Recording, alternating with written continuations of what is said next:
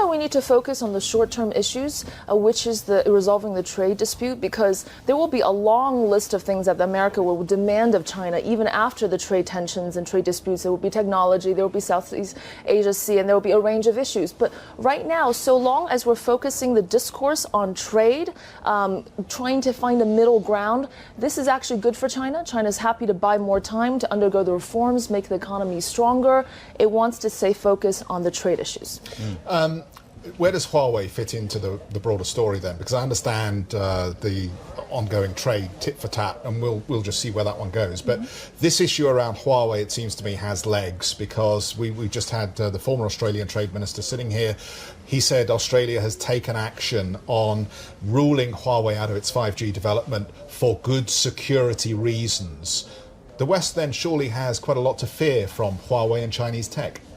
This is the perception, but ultimately it is down to the individual countries to choose. Number one, Huawei is going to be fine just because it's going to operate in domestic economy, and that's massive, and that's enough for Huawei to thrive.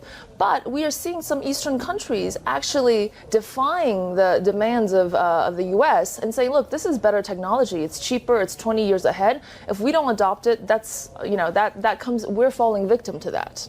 There is, of course, an inevitability about China ultimately becoming the world's largest superpower at some point.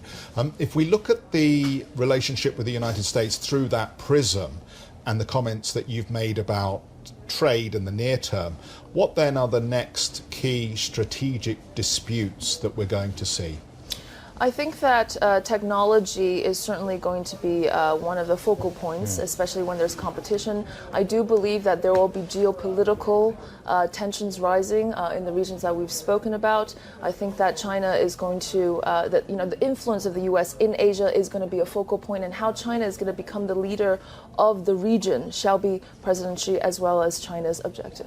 What about the areas of common ground? Let's on a more positive note, I mean, the symbiosis between the U.S. and the investment has been amazing. The first or second largest investor in US treasuries, for instance, as well. Do you expect that to continue, or do you think actually that's going to become another victim of what we're seeing on the trade war at the moment? Actually, the trade flows into bond markets, into the dollar, those are going to diminish somewhat. Truculent U.S. policies don't serve their purposes.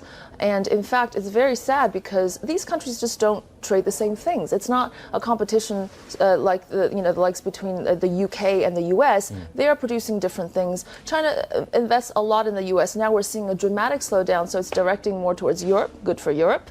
But in terms of selling bonds, I think that because the Chinese financial system is still weak, this will hurt China quite a bit. And so in order to prevent disruptions in financial markets, I think that's a no-go.